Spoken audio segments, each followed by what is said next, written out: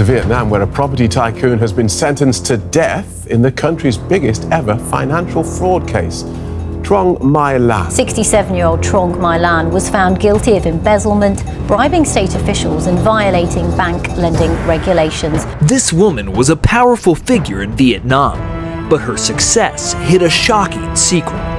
For over 10 years, she carried out one of the largest financial frauds ever, stealing billions while no one was aware. How did she manage to fool the entire banking system? And what drove her to take such risks? As rumors about her hidden empire grew, officials started discovering a huge web of lies that nearly ruined Vietnam's economy. The situation was serious, and the impact was even greater.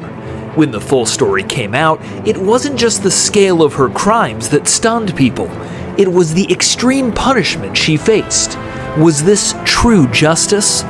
The trial that followed was different from any other, with the nation watching as one of its top leaders faced a harsh sentence. What does this case show about how far some will go for money, and what are the real consequences they face? As we look into Lan's story, these questions become even more pressing. Grab a glass of water, it'll definitely be an interesting one.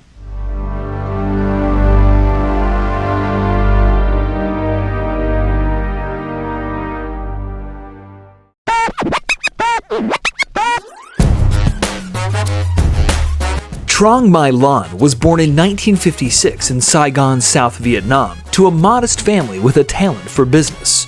Her story began at the Ben Thanh Market, a busy place known for tough bargaining. Lan quickly learned how to make deals, often seen selling cosmetics with her mother. Detectives usually look into a person's early life to find clues about their later actions, but in Lan's case, her early years don't offer many hints. There were no clear signs that she would turn into a criminal mastermind. By the mid-1990s, she had moved into real estate and started the Van Thinh Phat Group. This was during a time when Vietnam was opening up to private businesses. The land was still under state control. Success required strong skills in persuading government officials. Lan's rise in business was as dramatic as her eventual fall. In 1992, she met Eric Chu Napni, an investor from Hong Kong. They married, had 2 daughters, and together built a large empire of restaurants, hotels, and properties across Vietnam and Hong Kong, which greatly increased her wealth. Lan seemed to fit the profile of a white-collar criminal, but at that point, there was no clear reason for her to break the law. But greed often plays a role. By 2010, Lan had become a key figure in Vietnam's financial sector, with her company ranking among the richest real estate firms in the country. She was influential and respected, which likely helped her take on the job of managing the merger of 3 struggling banks into Saigon Commercial Bank, or SCB. This decision, approved by Vietnam's central bank, would later prove to be a serious mistake.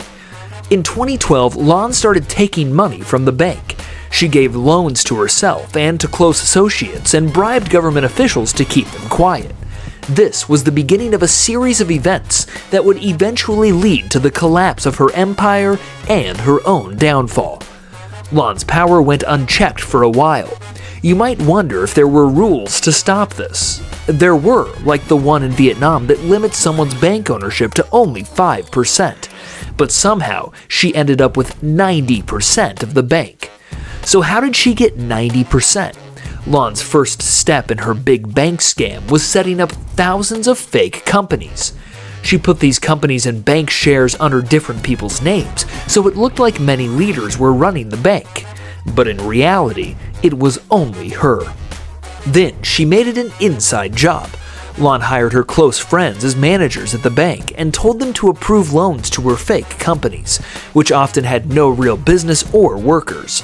She used the fake papers to move the money out of the country. As her scheme grew, she needed more people to handle the increasing number of fake companies. She got her husband, niece, and other family members involved. An unbelievable 93% of the loans approved at the bank went straight to Lan. This meant that almost every dollar customers put in the bank ended up in her pocket. In the 10 years before she was caught, Lan took $44 billion in illegal loans. How did no one notice so much money missing? Well, people did notice. Lan was well known in Vietnam, and her job at the bank made her very respected. Lan's constant access to cash made it clear she was involved in something shady. Everyone knew about her suspicious actions, but she still passed checks from big firms like Deloitte and KPMG without any issues. When officials started asking questions, Lan would quickly hand out bribes. For example, she gave a $5 million bribe to Do Phi Nan, the chief inspector of Vietnam's state bank, the biggest bribe ever recorded in Vietnam, delivered in styrofoam boxes. To understand how big this bribe was, top government officials in Vietnam earn around $1,000 a month. A $5 million bribe could have given the inspector and her family a very comfortable life. But instead, she ended up in jail. The situation gets even more surprising. After 3 years, Lan had her driver take out 108 trillion Vietnamese dong, equal to $4 billion, and hide it in her basement. Even if this money was taken out in Vietnam's largest banknotes, it would still weigh 2 tons. Moving such a large amount of cash without getting noticed seems almost impossible. But in a country where many people struggle to make ends meet, a bribe to ignore wrongdoing can change a person's life. This is why so many accepted Lan's bribes, letting her get away with her schemes for so long. However, Lan's luck was running out, and her empire was about to collapse. Vietnamese authorities had started a strict crackdown on corruption. In a country like Vietnam where one party controls everything, there's not always pressure to keep leaders honest. But since 2013, one of Vietnam's most powerful politicians, Nai Phu Trong, had been leading an anti-corruption campaign called Blazing Furnace. Trong knew that corruption within the Communist Party would weaken their hold on power, so to win back the trust of the Vietnamese people, they needed to clean up the government. For years, the Blazing Furnace campaign targeted corruption in the public sector. In Vietnam, talk of fighting corruption was common but often ignored, even by people like Mrs. Lan.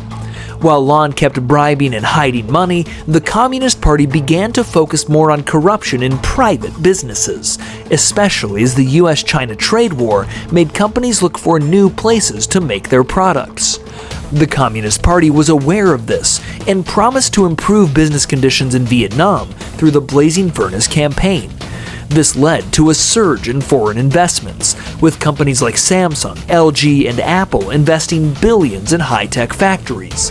The fight against corruption worked, and Vietnam became Apple's top manufacturing site outside of China.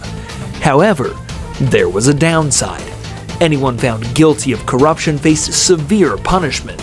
With the more corruption, the harsher the consequences. Truong My Lan was the most corrupt of all. In October 2022, she was arrested and less than 2 years later, sentenced to death. It might seem extreme, but the reasons for this sentence are both surprising and expected. If Lan had only received a life sentence, the story might not have gotten as much global attention, and the authorities wouldn't have been able to push their message as strongly. Others think this might be a way to force Lan to reveal more stolen assets and accomplices. There's speculation that if Lan pays back her $28 billion debt, she might avoid the death penalty. Lan said she was not guilty and blamed her subordinates. She admitted to helping reorganize the bank but denied taking any money. She also claimed her lack of banking experience and understanding of legal matters led to the problems.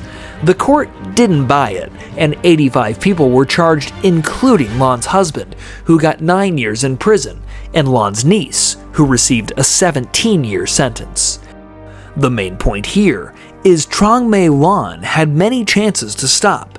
She was already wealthy before starting the scheme, but she continued beyond 100 million, 1 billion, or even $10 billion.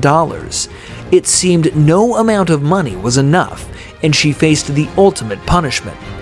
But I'll leave it to you to decide. Do you think the punishment is too harsh? What is a fair consequence for stealing 3% of a country's GDP through fraud? Lan rose to greatness so fast by scamming, but her fall shook the world. Well, you know the saying. The higher the rise, the harder the fall.